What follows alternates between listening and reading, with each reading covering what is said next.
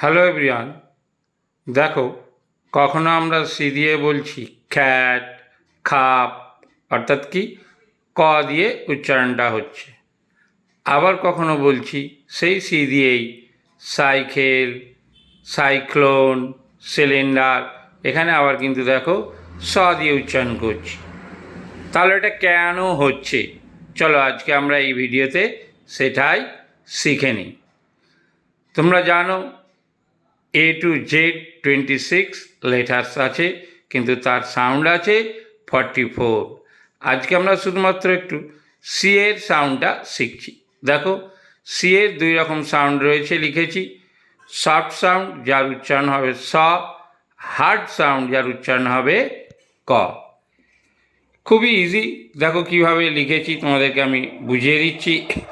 C এর পর যখন আই, ই এবং ওয়াই থাকবে, সি লেটারটার পরে যখন কি দেখো আই, ই বা ওয়াই থাকে, তখন সি এর উচ্চারণ হয় স।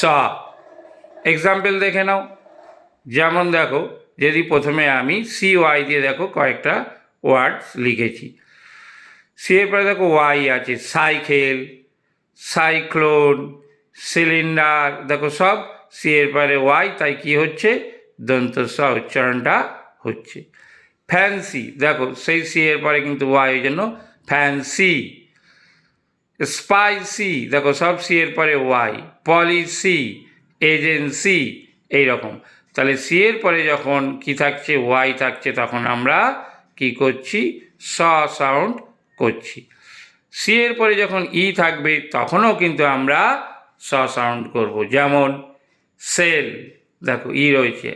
আইস, অ্যাকসেপ্ট, প্রিন্সেস, সেন্টেন্স, দেখো সব সি এর পরে কিন্তু ই আছে। দেখো ভয়েস, তাই এই সাউন্ডগুলো সব কি হচ্ছে স আসছে শেষে। যেমন দেখো পেন্সিল, আমরা তো এটা পেনকিলও বলতে পারতাম না, বলি না, কারণ যেহেতু সি এর পরে কি রয়েছে আই। এখন আমরা দেখে নিচ্ছি সি এর পরে যখন আই থাকবে তখনও কিন্তু স উচ্চারণ হবে। পেন্সিল, সিনেমা, অ্যাক্সিডেন্ট, দেখো সবই কিন্তু সি এর পরে আই রয়েছে।